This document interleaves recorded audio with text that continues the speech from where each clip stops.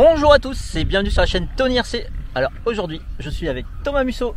Salut Tony.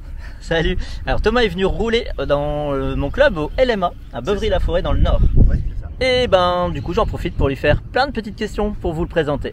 Thomas Musso qui est donc un top pilote en 1/8e thermique et brushless électrique. À la base électricien.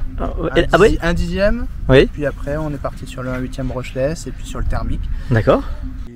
T'as commencé par l'électrique sur quelle catégorie et il y a combien de temps? Un dixième d'euromotrice. Encore. Truck et un dixième il y a quand j'avais 8-10 ans. Et aujourd'hui tu as quel âge? Et maintenant 24. Ok. Donc il paraît que tu habites dans le sud de la France? C'est ça, où il fait beau. Voilà, il fait beau aujourd'hui à peu près. Il y a des nuages quand même. Entre 2-3 nuages, on arrive. Mais on est quand même en t-shirt, on va pas se plaindre. En vacances une quinzaine de jours. Voilà. Du coup, comme je disais sur ma page, j'essaye de faire un peu le tour des pistes du Nord, la région parisienne, un peu Belgique. J'ai pas eu le temps malheureusement à cause du temps. Et là, j'essaye de faire les pistes de la Ligue 4. Vous avez vu, il y a des gars du sud qui viennent dans le Nord en vacances. Et oui. Donc c'était pour la nocturne à la base aussi. On a eu pas très beau temps, mais on a réussi à finir la course. L'équipe du club a vraiment bien géré. On a pu faire une course fun sur le mid et puis ça a changé des conditions habituelles. Alors toi tu roules aujourd'hui, tu es pilote officiel? Pilote officiel Hot Bodies. Ok, Hot Bodies. Voilà, donc ça c'est le dernier Hot Bodies E819 RS. Motorisé d'un variateur et d'un moteur Performa. 2100 kV ainsi que d'un variateur 150 ampères. Et pour ce qui est de la direction, c'est les derniers servos de chez Futaba, les CB700. Voilà. CB700, c'est du combien de kilos environ? C'est du entre 30 et 40, et rapidité 0,07 de mémoire. Ok, donc voilà, très costaud, c'est du très haut de gamme. Voilà, il existe la gamme, les mêmes en 500 aussi, donc un peu moins cher. Donc voilà, pour l'entrée de gamme. Feeling avec la radio aussi. Alors, la radio, elle est là. Voilà, donc tu roules en Futaba. Ouais, c'est la 7PX XR, la dernière de chez Futaba. Et le feeling entre la radio et le servo est juste bluffant. Gros point important pour les Français qui utilisent les matériels Futaba, c'est que la notice est en français et que les menus de la radio peuvent être mis en français aussi. Ah d'accord, oui, effectivement. Donc ça c'est un gros avantage. Quand des fois on explique que l'EPA sur certaines radios c'est ce qui est les butées, bah en fait quand on utilise une Futaba c'est marqué déjà buté. Donc c'est beaucoup plus facile et beaucoup plus ludique. Ok. Voilà, donc ça c'est vraiment modèle compétition plus. Il y a des modèles. Oui, ça c'est le très haut de gamme hein, voilà. Pour faire de la voiture. Puis tant qu'on est en vidéo, je remercie Patrick de chez Avio et Tiger qui me sponsorise cette année avec tout l'électronique Futaba et j'en suis ravi de faire la promotion de sa marque. Aujourd'hui tu es pilote officiel, quels sont tes titres ou tes meilleurs résultats dans les catégories soit brushless soit thermique? Alors on va dire le plus mémorable, voilà l'effet marquant, c'était la 3e place au championnat d'Europe en 8e électrique à Neux-les-Mines. D'accord, félicitations. Voilà, après en titre 2 fois champion de France, un 10e 4x4. 2 fois champion de France, un 8e brushless, une fois en buggy, une fois en truggy.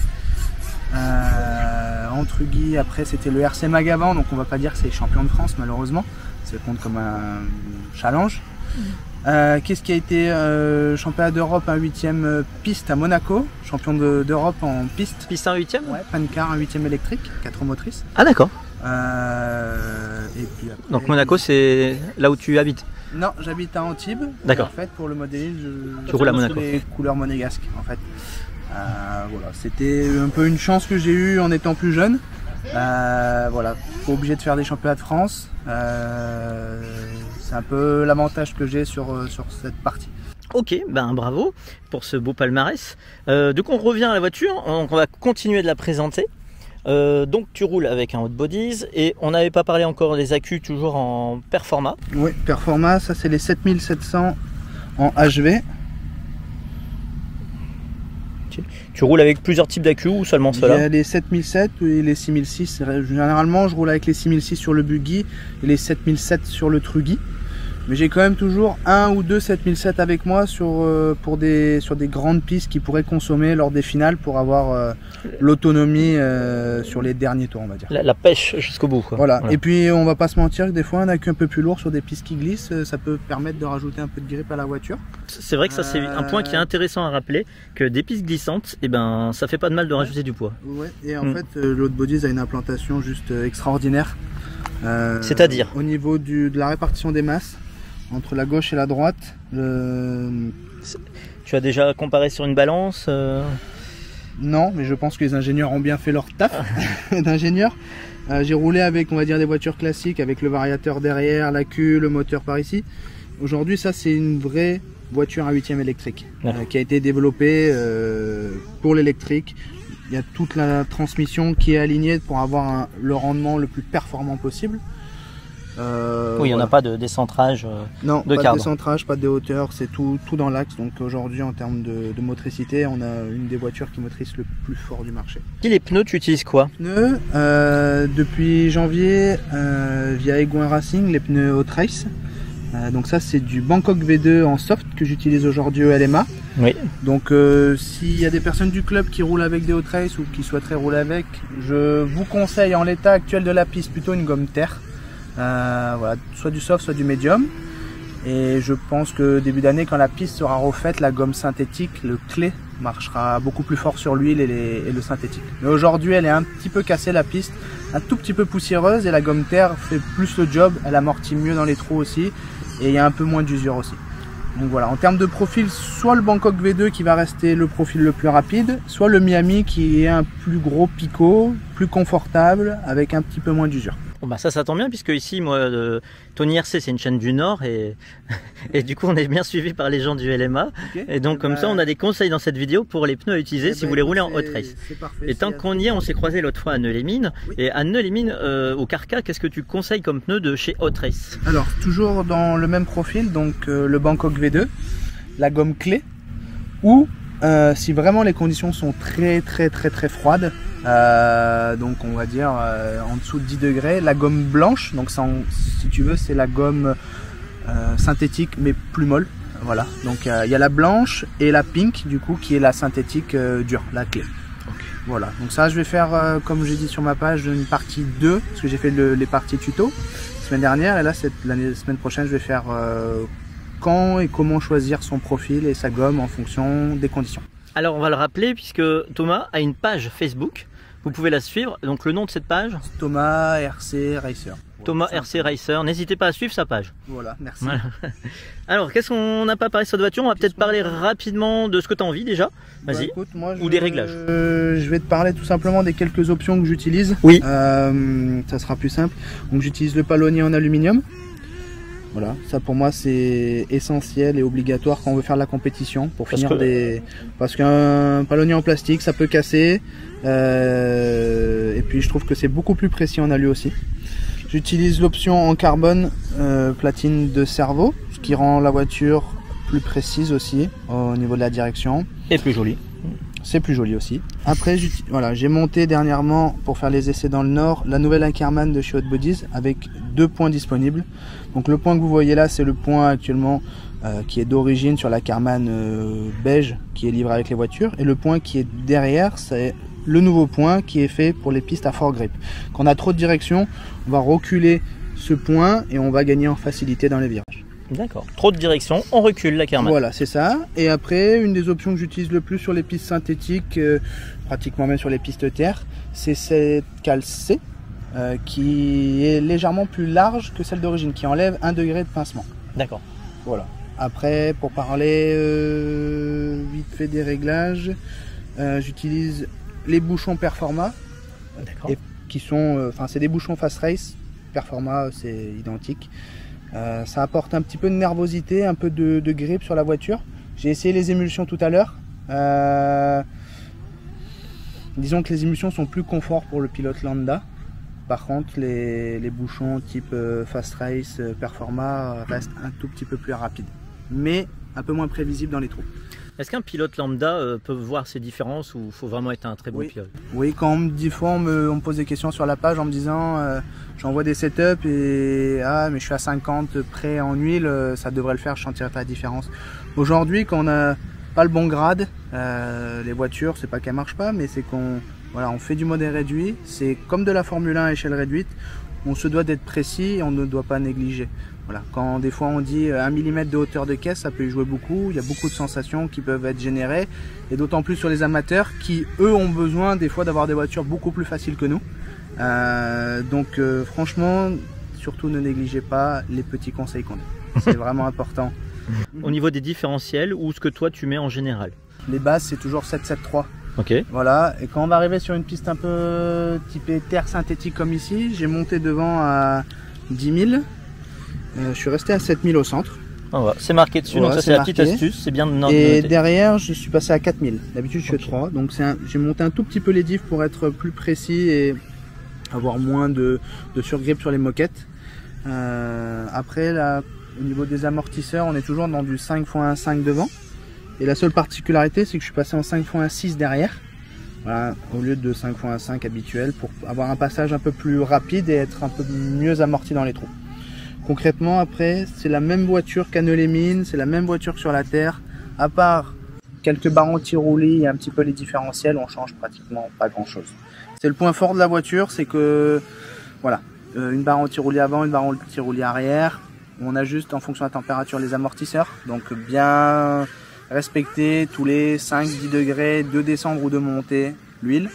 Et puis voilà, après concrètement, c'est un hot bodies de 2 boîtes, qui a pratiquement maintenant, on va dire, une demi-saison de roulage. Donc en termes d'usure, on est plutôt plus que bien. Voilà. Quels sont, je vois que tu roules beaucoup, j'ai pu m'en rendre compte en regardant ton parcours cet été. Ouais. Du coup, il y a des pièces comme ça que tu vas changer plus souvent? Alors, ce qui va s'user le plus, on va dire, bon, c'est une usure, on va dire, normale, vu que c'est une voiture qui est motrice, ça va être les pins de cardan, des cardans centraux. Si tu veux. Donc moi je suis équipé d'un outil pour démonter ces pins. On en trouve facilement aujourd'hui. Ouais, voilà, donc il y a plusieurs outils, il y a le Mugen, le Sismic, le UDI.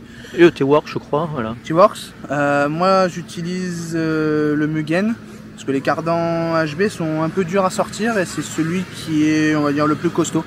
Donc je change mes goupilles, j'utilise les goupilles Sismic régulièrement, je les change. Et du coup, aucun souci d'usure. C'est vraiment ça qui va faire d'avoir une voiture beaucoup plus... Je change souvent les goupilles pour avoir une voiture toujours fraîche au niveau de la motricité. Voilà. Tu peux constater l'usure des goupilles arrière ont pratiquement une demi-saison. Ah bon? Ils n'ont pas été changés. D'accord. Voilà. Ce qui s'use vraiment, c'est les centraux. Voilà. Ouais, j'ai changé aussi mon cardan. Ok. Sinon, voilà, c'est une voiture complètement de boîte. Qu'est-ce qu'on pourrait dire sur le comportement d'un HB par rapport à d'autres voitures sans les citer? Toutes les voitures sont bonnes, il n'y a que des mauvais metteurs au point et des mauvais pilotes. Voilà. Déjà, ça c'est le premier argument. Ce que je trouve bien chez Hot Bodies, quand j'ai fait mon retour il y a 2 ans, voilà, donc il y a 2 ans j'étais libre, j'ai acheté mon matériel. C'était un choix personnel pour revenir sur la marque. J'en suis très content de revenir aujourd'hui avec Adrien. Adrien Bertin, c'est champion du monde. Champion d'Europe, aussi champion de France à 14 ans en TT, donc gros palmarès. Voilà, concrètement, qu'est-ce que je trouve, ça va être la facilité sur une piste. On va arriver, même si on n'a pas les bons réglages, la voiture va quand même s'adapter, on ne sera pas perdu. Et puis si on sent qu'elle est un petit peu à défaut à quelques endroits, on va pouvoir un petit peu modifier, comme je te disais, une petite barre anti-roulis, un ressort, un diff. On va pas commencer à changer des géométries dans tous les sens, à changer des points et tout ça. Ça va être très simple pour arriver à avoir une auto performante. Au-delà de ça, les pneus, j'ai actuellement dans ma caisse 3 profils chez Hot Race. Je n'en utilise pratiquement que 2. Et actuellement, j'ai utilisé que 2 gommes, le Super Soft, le Soft pour la terre. Le Medium, j'en ai pas encore passé, parce qu'il faisait pas assez chaud dans le sud et dans le nord, il fait pas assez chaud. Et sinon, Anneau-les-Mines, la gomme clé. Donc on va dire que ça va être de trouver la meilleure gomme et le meilleur profil au meilleur moment. Ça va être le jeu numéro 1. Et après, on va travailler un petit peu sur la voiture. Parce que le pneu fait pratiquement tout le job. Hein. Sur la piste, hein, on est en tout terrain.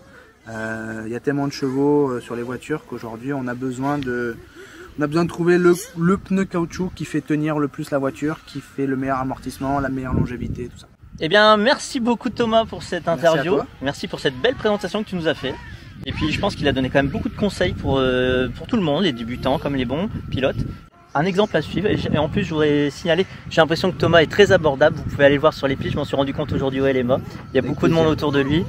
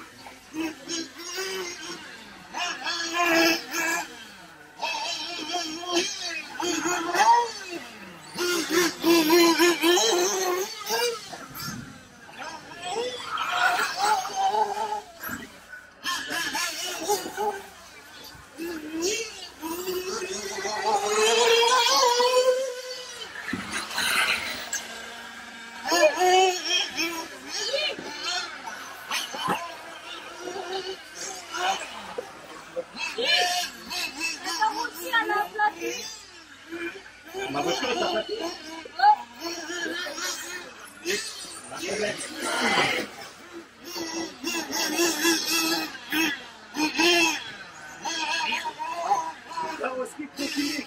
Ah, la carrosserie. C'est pour pénétrer, pas pour gagner une tonne autour. Merci à toi. Un grand merci à toi et puis passe une bonne journée. Merci. À plus tard. Et n'oubliez pas de vous abonner à la chaîne Tony RC. Au revoir à tous. Ciao, ciao.